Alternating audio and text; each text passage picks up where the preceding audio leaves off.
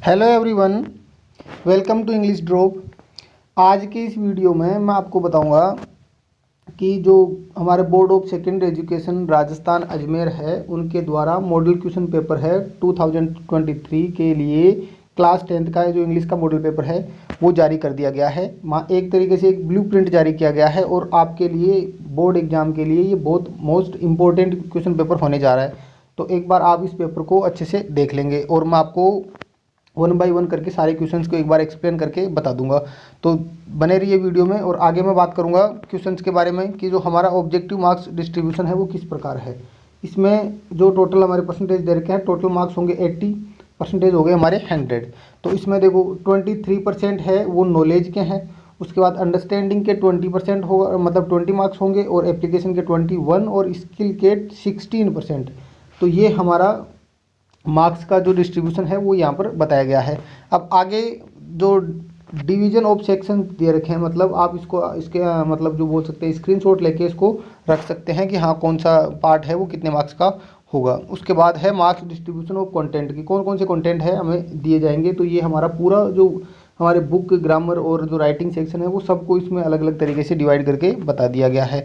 आगे हम बात करें जो ब्लूप्रिंट है वो आपके सामने है, और आप अगर आप चाहो तो यहाँ से इसका स्क्रीनशॉट लेके अपने पास रख सकते हैं, वो आपको आगे के एग्ज़ाम तक काम में आने वाला है।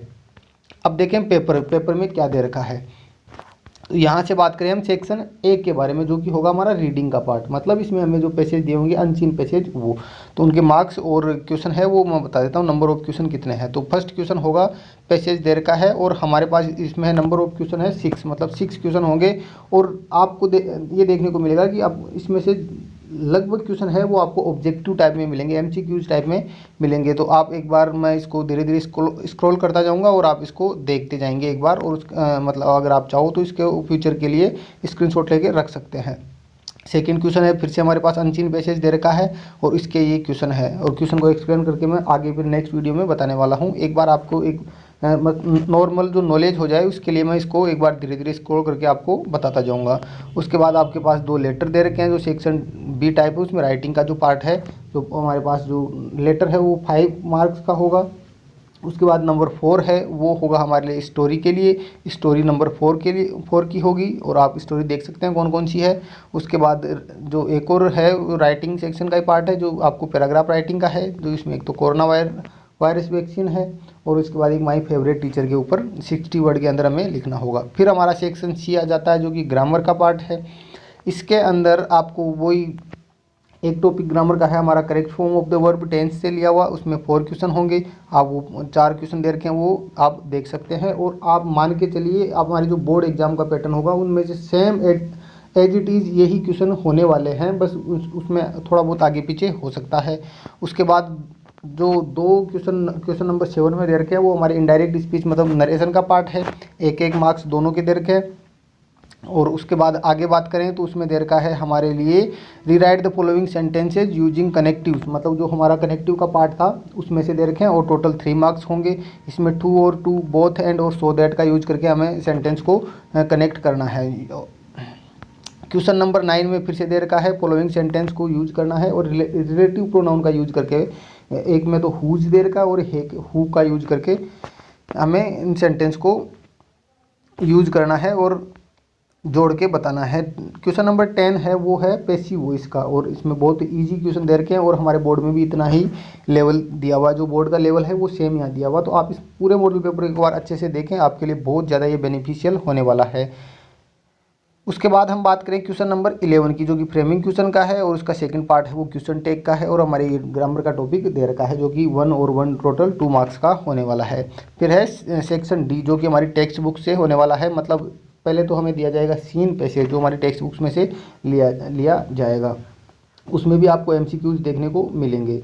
और फिर देखो इधर क्वेश्चन नंबर 5 और 6, ये जो 2 क्वेश्चन दिए हुए हैं यहाँ पर, इनमें देखो आपको मतलब एक तो सिनोनिम पूछा जा सकता है, मतलब सिमिलर वर्ड पूछा जा सकता है, या फिर कोई एक वर्ड दिया जाएगा और उसको आपको अपोजिट बताना होगा। उसके बाद हम आगे बात करें क्वेश्चन नंबर 13 की। 13 में फिर से एक बार हमारे सामने सीन पैसेज है, टोटल मार्क्स एक बार काउंट करके देख लें, ये लगभग सीन पैसेज 12 नंबर का और अनसीन पैसेज 15 नंबर का।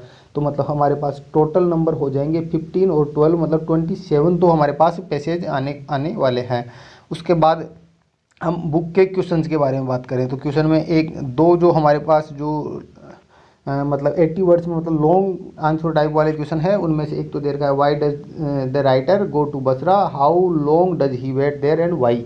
यह है मिसबिल द ऑटर वाले लेसन में से। नेक्स्ट क्वेश्चन जो इसके और में दे रखा है वो है right the correct sketch of Wanda, Wanda Petronski वाले में लेसन में से, मतलब जो 100 ड्रेसेज का पार्ट है उसमें से दिया जाएगा। और आपको एक नॉलेज के लिए बता दूं कि इस लेसन में 3 कैरेक्टर स्केच पूछे जा सकते हैं, उन दो तो उन गर्ल्स का मार्गी और उनके बारे में पूछा जा सकता है, और एक पूछा जाएगा वांडा पेट्रोन्स्की के बारे में।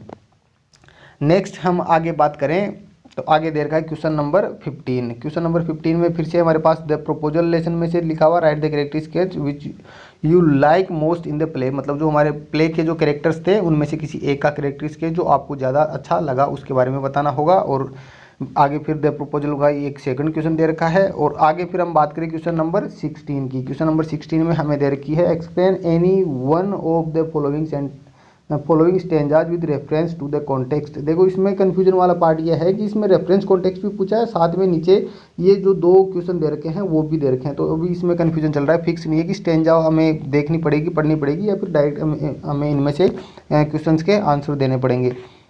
उसके बाद नेक्स्ट क्वेश्चन फिर से वही दे रखा है। इसमें देखो ये लिखा है read the following extract and answer the questions that follow. इसका मतलब ये हो सकता है कि एक स्टेंजा दे रखी है उसमें से आपको रेफरेंस कॉन्टेक्स्ट लिखना होगा, वो आपकी चॉइस पे डिपेंड करता है, या फिर आप इन क्वेश्चंस के आंसर देना चाहोगे तो इन दोनों में से कोई एक हो जाएगा। क्वेश्चन नंबर 17 में हमारी पोएम के कुछ क्वेश्चन है, 3 क्वेश्चन है और इनके मार्क्स भी आगे डिफाइन किए हुए हैं, और उनमें से कोई 2 करने होंगे 3 में से, तो 4 नंबर ये हो जाएंगे।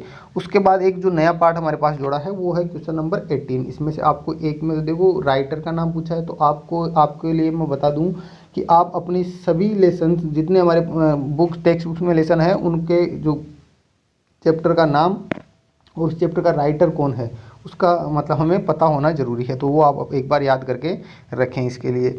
और उसके बाद जो हमें दे रखा है answer any one of the following questions in about 60 word, और ये 2 में से कोई एक करना है, 4 मार्क्स होगा। तो Griffin was rather A lawless person, ये बहुत मोस्ट इंपॉर्टेंट क्वेश्चन है, आप इसको मान के चलो, एक बार इसको अच्छे से पढ़ के चलो क्योंकि एग्जाम में पूछने के चांस बहुत ज़्यादा है इसके।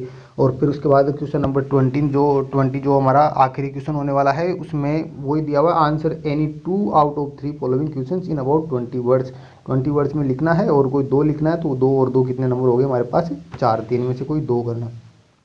तो उम्मीद करता हूँ आपने इस पेपर को एक बार अच्छे से देखा होगा, और मैं बताऊँगा कि आप इसको फ्यूचर के लिए अपने पास से डाउनलोड करके रख लेंगे। और अगर चाहो तो मैं इसका जो PDF का लिंक है वो नीचे कमेंट में पिन कर दूंगा ताकि आप उसको डाउनलोड कर सके और आप अपने पास इसको सेव करके रख लें, क्योंकि बहुत ज़्यादा मोस्ट इंपॉर्टेंट माना जाता है। और ब्लूप्रिंट में से मान के चलो कि इसमें से बहुत सारे क्वेश्चन आपको रिपीट हमारी बोर्ड एग्जाम में देखने को मिल जाएंगे।